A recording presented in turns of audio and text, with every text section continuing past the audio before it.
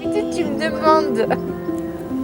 En fait, des enfants, j'en fais plus. Moi, je t'avoue que j'aime pas trop le flan, donc comme ça, peut-être qu'on est quitte.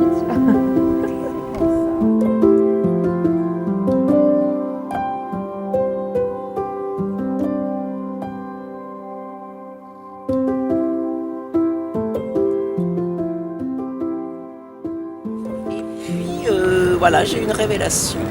Tout d'un coup, je me suis dit, mais qu'est-ce que j'aime faire dans la vie? J'aime lire. Je me suis dit, mais il y a des études où on fait... Mais dis donc, il y a des études où on ne fait que lire. Fac de lettres. T'es passionnée en fait. J'étais motivée. J'avais trouvé un moteur, tu vois. C'est ça dans la vie. Hein. Si t'as pas le moteur qui fait que tu avances sans te poser de questions.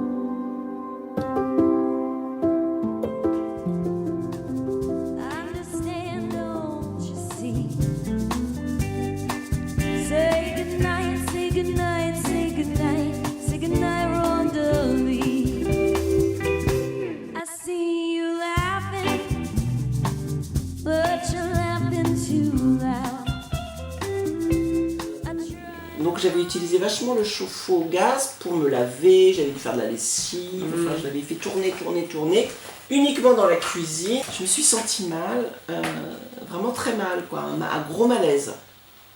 Bon, je ne savais pas ce qui m'arrivait, je dis bon, je vais m'allonger, je vais bien voir si ça passe. Et du coup je m'allonge et ça passait pas du tout, c'était de pire en pire. Et là j'ai une espèce d'instinct de survie qui m'a dit il faut que je me sorte d'ici. Et je ne savais absolument pas ce que j'avais. Je ne pouvais pas me mettre debout, donc je suis sortie en rampant. Il y a quelqu'un qui m'a trouvée sur le palier en fait, qui a appelé les pompiers. Je me suis retrouvée au CHU de Rennes.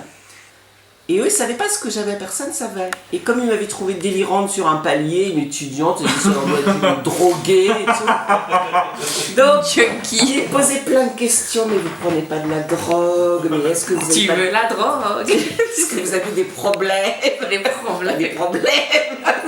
Je prends pas de drogue. Putain, c'est trop drôle. C'était trop flippant. Et puis au bout d'un moment, il y a quand même un mec qui a dit « Ah, mais si c'était une intoxication au gaz ?» Et là, ils m'ont demandé enfin si j'avais un chauffe-eau au gaz.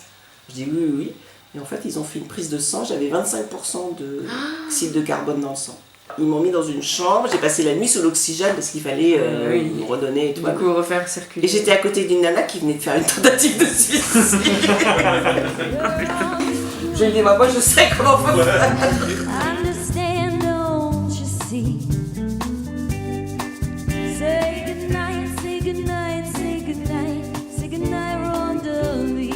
Donc ça combien trop Marie-Pierre? Bah.